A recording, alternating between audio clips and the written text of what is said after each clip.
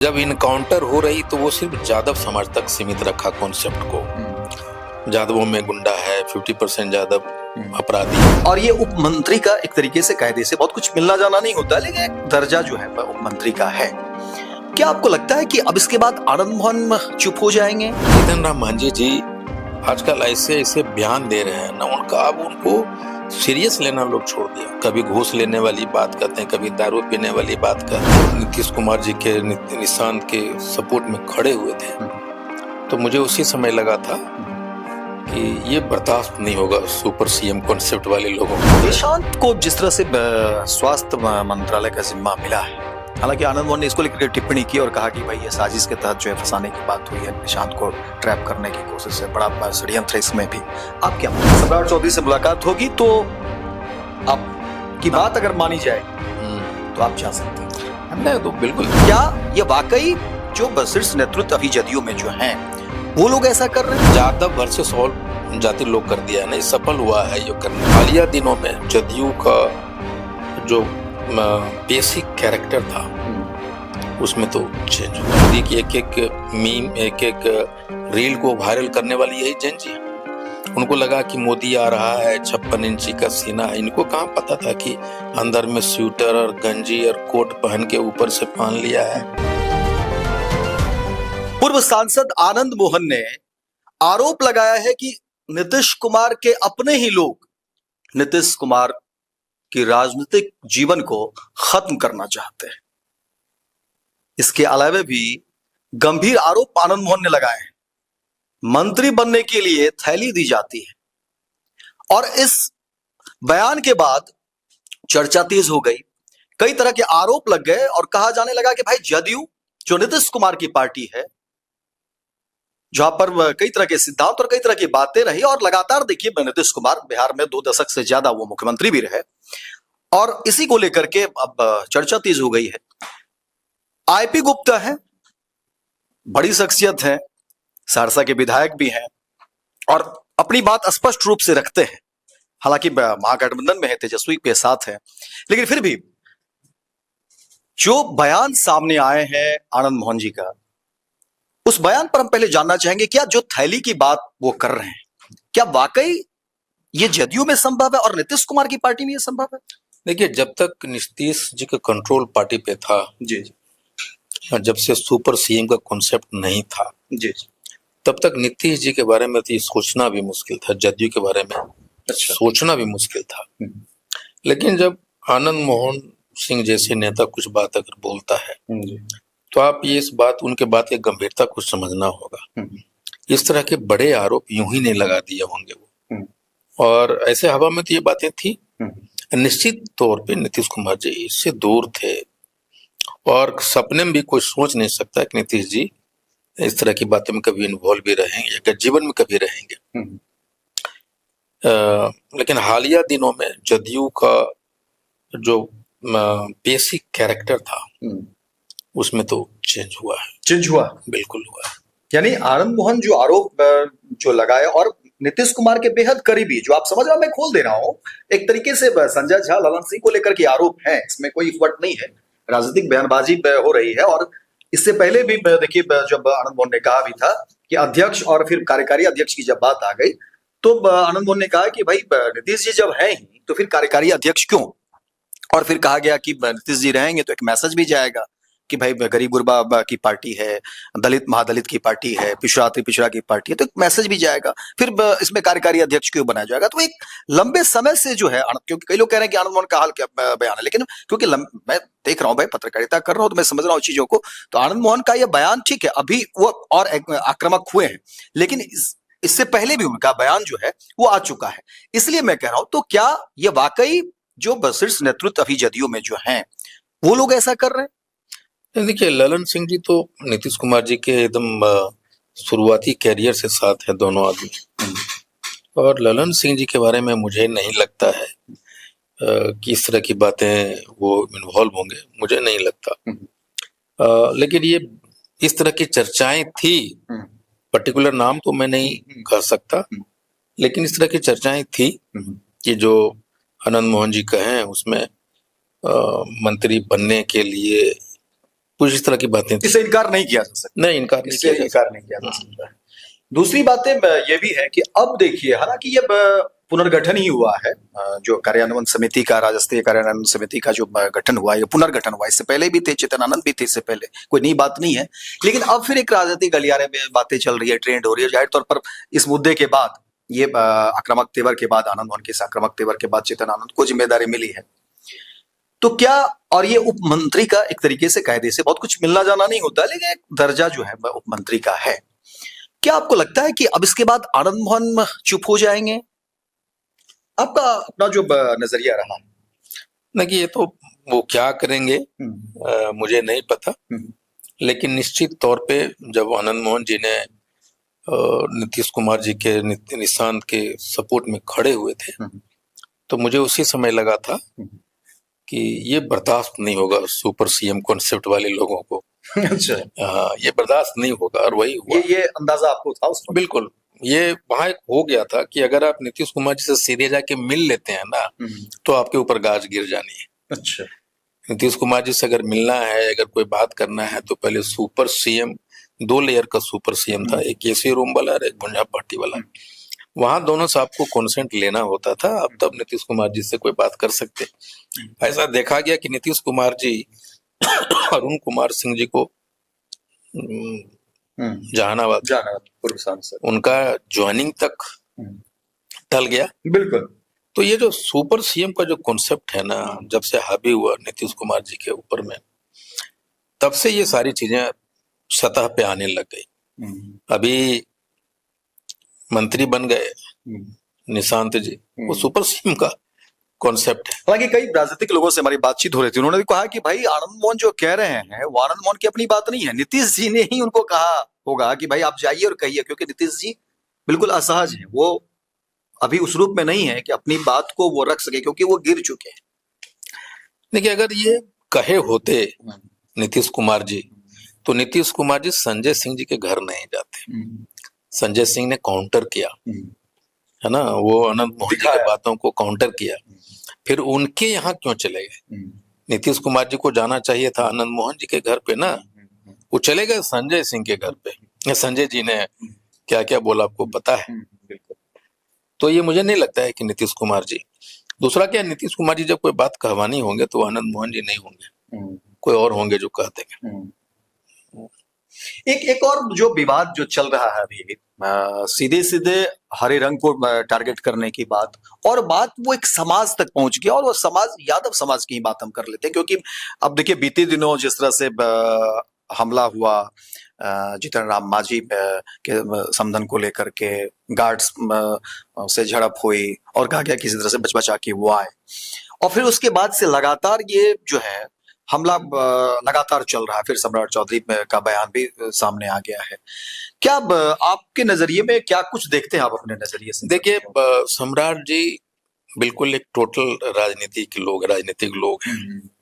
जब इनकाउंटर हो रही तो वो सिर्फ यादव समाज तक सीमित रखा कॉन्सेप्ट को, यादवों में गुंडा है, 50% यादव अपराधी है, इस तरह का ये एनकाउंटर सिर्फ एक जाति विशेष तक जोड़ा गया। लेकिन इससे आगे ले गए सम्राट जी, जब उन्होंने हरे गमछे को टारगेट किया तो उसमें मुसलमान भी शामिल हो गया ना। हरे गमछे में यादव शामिल हुए, मुसलमान शामिल हुए, राजद के जो भूमिहार जाति के हैं, ब्राह्मण हैं या राजपूत समाज के, हमारे समाज के जितने भी समाज के राजद, वो भी तो हरा गमछी बनता है।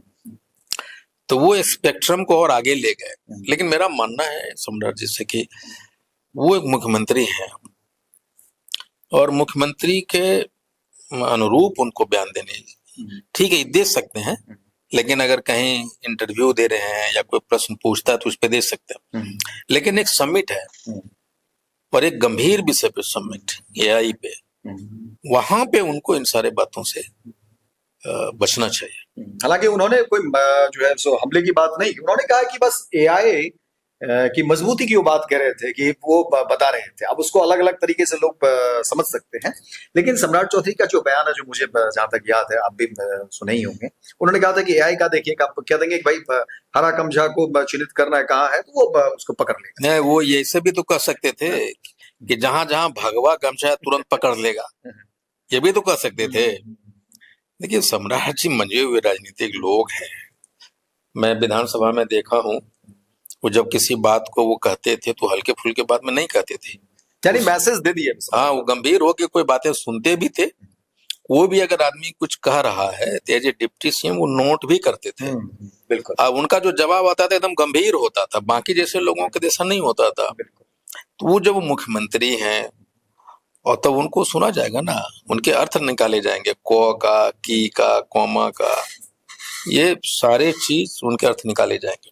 जीतन राम मांझी जी के ऊपर भी हमला हो गया।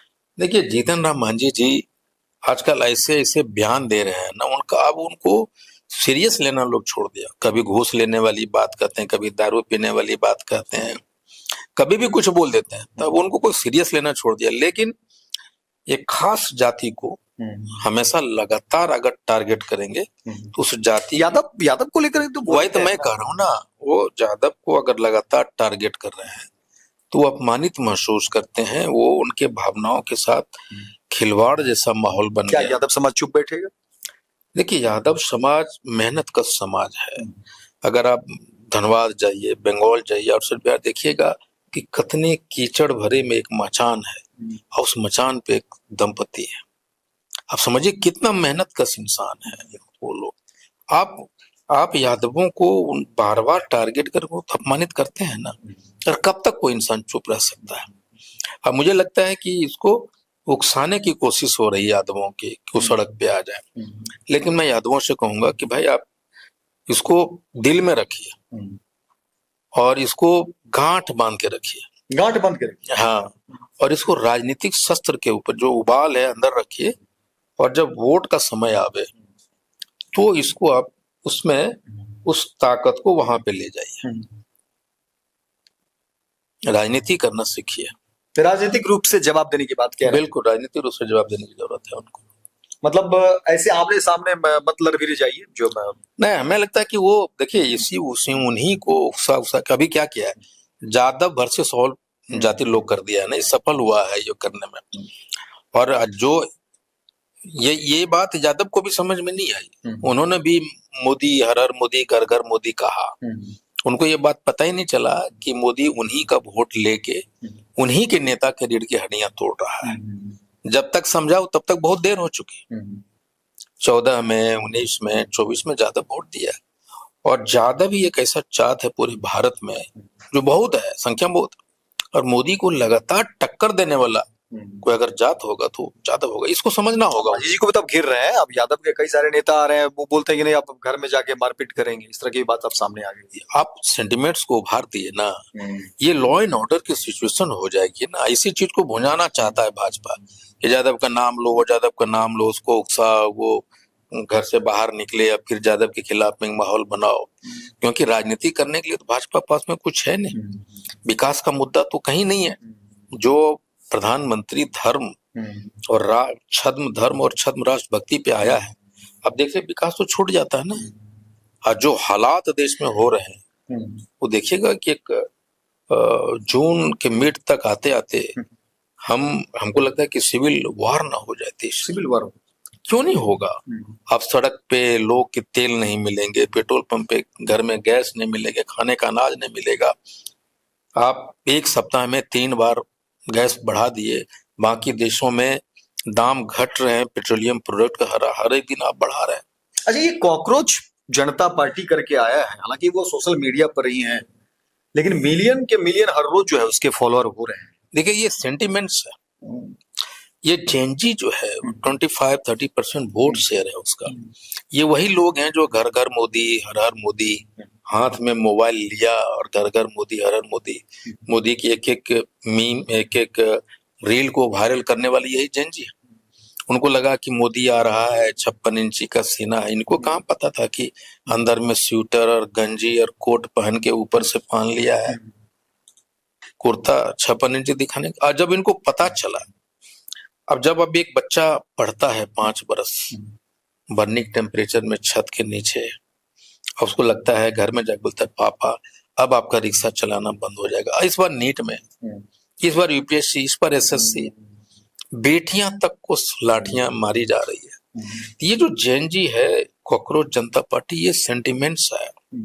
नौजवानों का आक्रोश है, उनके आंसू हैं, उनके माँ पिताजी के अरमान है जो टूटता जाता है। क्या लग रहा है कि ये बदलाव कर सकता है?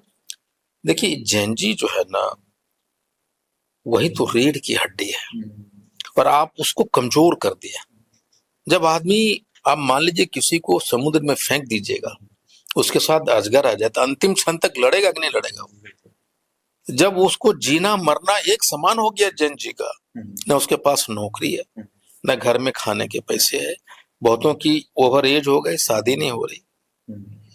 वो आजकल जो जेनजी या नौजवानों की जो अवस्था है, मतलब सत्ता परिवर्तन कर सकता है। अरे वही तो किया है। मोदी को कौन लाया भाई?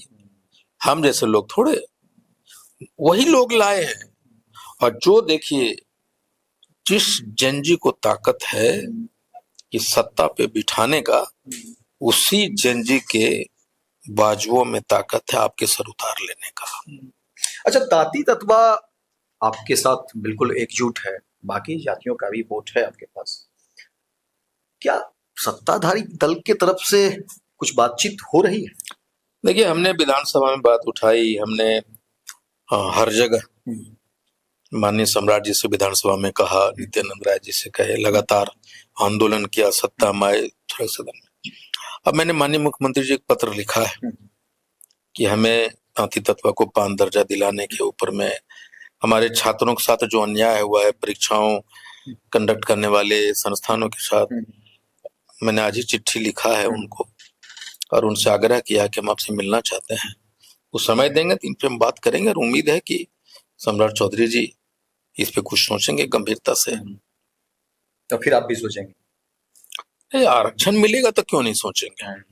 उसमें तो मैं दो राय नहीं है। बिल्कुल, मैं तो खुलेआम कह रहा हूँ इन सारे बातों को। इसमें मुझे आरक्षण के लिए आंदोलन किया, आपके हक की बात करेगा, आप उसके साथ जाएंगे। वो तो शुरू से मेरा है ना रिकॉर्ड। मैं स्वार्थी आदमी हूँ भाई, अपने समाज के लिए स्वार्थी हूँ। समाज के लिए जो काम करेगा उसके साथ बिल्कुल आईपी गुप्ता हो। बिल्कुल, समाज को अपनाया राहुल जी ने, तेजस्वी जी, मैं उनके साथ हूँ। उन्होंने सम्मान दिया, उन्होंने टिकट दिया हमारे पार्टी को। वरना राज्यसभा में तो बहुत सारी चीजें कही गई थी मेरे बारे में, लेकिन मैं उसूल का पक्का संघर्ष से आया हूँ। लड़ाई लड़ने वाले लोग समझौता नहीं करते, लड़ते हैं। और लड़ाई आज भी जारी है और जीवन पर्यंत। निशांत को जिस तरह से स्वास्थ्य मंत्रालय का जिम्मा मिला है, हालांकि आनंद मोहन ने इसको लेकर टिप्पणी की और कहा कि भाई ये साजिश के तहत जो है फंसाने की बात हुई है, निशांत को ट्रैप करने की कोशिश है, बड़ा षड्यंत्र इसमें भी। आप क्या मानते हैं? नहीं, आनंद मोहन जी के इस पर्टिकुलर बयान को मैं समर्थन करता हूँ। देखिए, मेरा ये मानना था कि जब वो नहीं बने थे उप मुख्यमंत्री और मंत्री, तब मुझे लगा कि एक नेता पैदा हो रहा है। और ये बात जो है ना, वो सुपर सीएम को समझ में आ गया। यात्रा पे निकलने वाले थे, तो बोले ये तो बड़ी बात हो जाएगी। तब कन्विंस किया गया और उनको बना दिया गया। अब जो नेता बनने के तरफ चल पड़ा था, अब उसकी स्वाभाविक मौत हो गई है, राजनीतिक हत्या। राजनीतिक मौत हो गई उनकी। ये उनकी बहुत बड़ी भूल थी निशांत की। जैसे अगर मैं मंत्री बन जाता, मान लीजिए, मेरी राजनीतिक कैरियर का अंत था, मैं राज्यसभा में जाके वोट दे देता या मौन हो जाते, राजनीतिक कैरियर का अंत। राजनीति बड़ी होती है, पद पैसा बाकी चीजें उसके सामने छोटी होती है। तो उसके चक्कर में निशांत जी बेचारे आ गए। और इस पे आनंद मोहन जी का टिप्पणी बिल्कुल सटीक है। एक और बातें कही जा रही है, जब चेतन आनंद को ये उप मंत्री का जब दर्जा मिला, तो कई लोगों ने कहा कि नहीं, देखिए सम्राट चौधरी ने ताज पहनाया, और दूसरी तरफ देखिए कि भाई एक तरह से तमाचा जो है संजय सिंह को लग गया इस बहाने। देखिए, अगर वो मंत्री नहीं बनते और अपने 2-3 साथियों को मंत्री बना देते, तो सम्राट जिसके ये बराबर की बात करते, ये जो नेता बात करते। अब तो मुख्यमंत्री से एक मंत्री जाके बात कर रहा, बहुत अंतर है। अपने 2 साथियों को बना देते, कहते नहीं, नेता निशांत ने बनवाया। और वो जब मुख्यमंत्री से बात करते तो जदयू का नेता, टीम निशांत में तो ये सब थे ही, लेकिन उसको भी खत्म कर दिया गया। टीम निशांत सारी चीजें बना। और ये माननीय मुख्यमंत्री जी अपने पुराने अस्तित्व में रहते थे, सब होने थोड़े देते वो। ठीक है, लेकिन सम्राट चौधरी से मुलाकात होगी तो आपकी बात अगर मानी जाएगी तो आप जा सकते हैं। नहीं तो बिल्कुल, कोई बात नहीं। समाज के लिए जो काम करेगा उसके साथ आईपी गुप्ता करेगा, कोई दो राय नहीं है ना। तो चलिए, देखिए, ये आईपी गुप्ता थे, और पान समाज का नेतृत्व कर रहे हैं। बाकी समाज का भी इनको जो है समर्थन मिल रहा है और सम्राट चौधरी से मुलाकात के बाद ये तय करेंगे कि ये किसका समर्थन करेंगे। गोल, जहां 28 वर्षों के सफर में 18,000 से भी अधिक छात्रों ने डॉक्टर एवं इंजीनियर बनकर सफलता की ऊंची उड़ान भरे हैं, जहां साधारण छात्र भी बिहार एवं झारखंड टॉपर बनकर बड़ा इतिहास बना रहे हैं। दूरदर्शी शिक्षाविद श्री विपिन सिंह के मार्गदर्शन में मेडिकल एवं इंजीनियरिंग के लाखों छात्रों के लिए आशा की किरण के रूप में गोल, द रिजल्ट फैक्ट्री